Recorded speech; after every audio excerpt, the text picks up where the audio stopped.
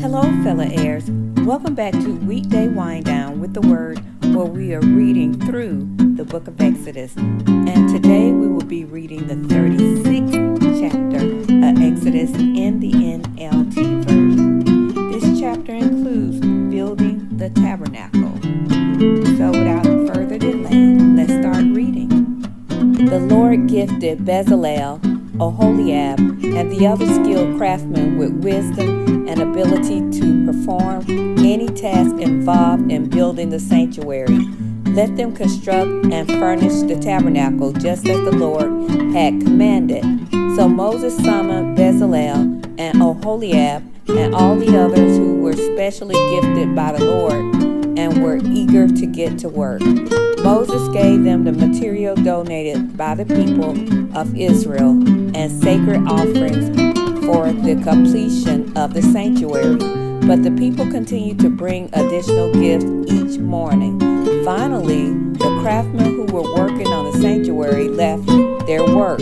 They went to Moses and reported, "The people have given more than enough material to complete the job the Lord has commanded us to do." So Moses gave the command, and this message was sent throughout the camp. "Men and women, don't prepare any more gifts for the sanctuary. We have enough." So the people stopped bringing their sacred offerings. Their contributions were more than enough to complete the whole project. Building the tabernacle. The skilled craftsmen made 10 curtains of finely woven linen for the tabernacle. Then Bezalel decorated the curtains with blue, purple, and scarlet thread and with skillfully embroidered cherubim. And 10 curtains were exactly the same size, 42 feet long and 6 feet wide.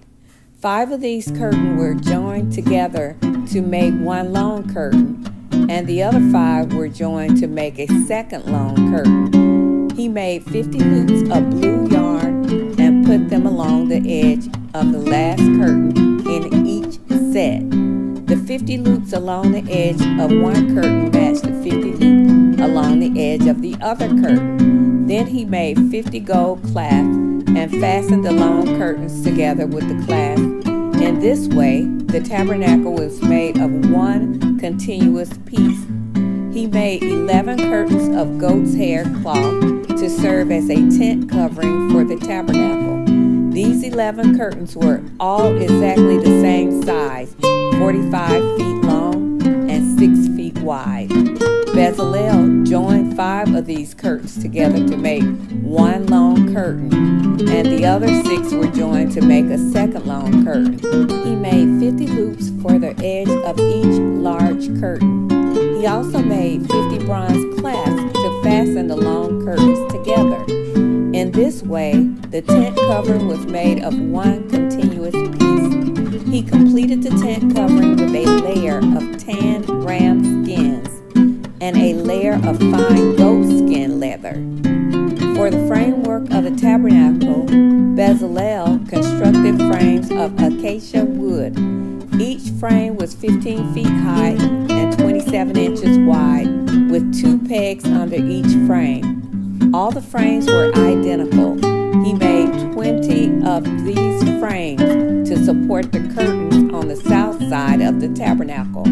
He also made 40 silver bases, 2 bases under each frame, with the pegs fitting securely into the bases.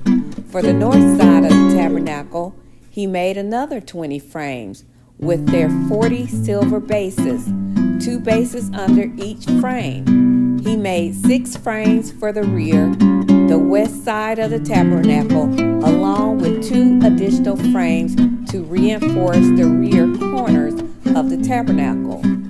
These corner frames were matched at the bottom and firmly attached at the top with a single ring, forming a single corner unit. Both of these corners units were made the same way. So there were 8 frames at the rear of the tabernacle, set in 16 silver bases, 2 bases under each frame. Then he made 2 crossbars of acacia wood to link the frames, 5 crossbars for the north side of the tabernacle and 5 for the south side. He also made 5 crossbars for the rear of the tabernacle, which faced west. He made the middle crossbar to attach halfway up the frames. It ran all the way from one end of the tabernacle to the other. He overlaid the frames with gold and made gold rings to hold the crossbars. Then he overlaid the crossbars with gold as well.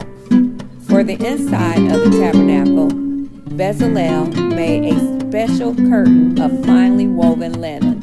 He decorated it with blue, purple, and scarlet thread and with skillfully embroidered cherubim. For the curtains, he made 4 posts of acacia wood and 4 gold hooks. He overlaid the posts with gold and set them in 4 silver bases.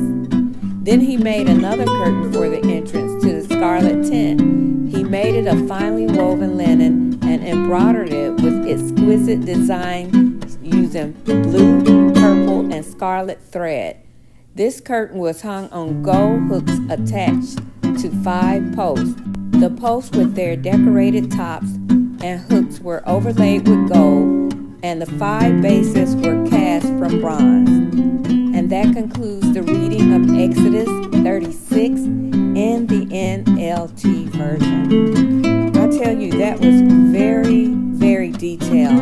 And our God is that way. He is a detailed God. And He wants to be in all the details of our lives. So just never hesitate to ask Him about even the smallest things of your life, because He is very much interested in every detail of our lives, and He wants to know everything. He wants to be involved in every detail of our lives. So and I'm saying this to me, we should consult Him and go to Him for everything, even though we think it's small.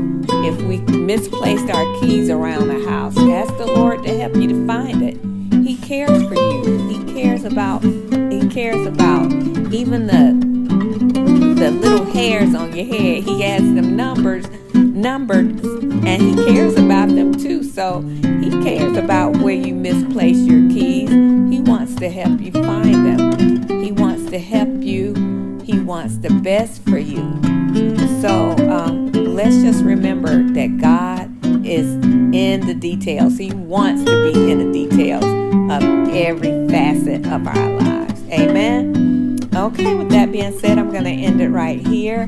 Don't forget to put in the comments below what the Lord spoke to you in this particular chapter. And thank you once again for listening to Weekday Wind Down with the Word.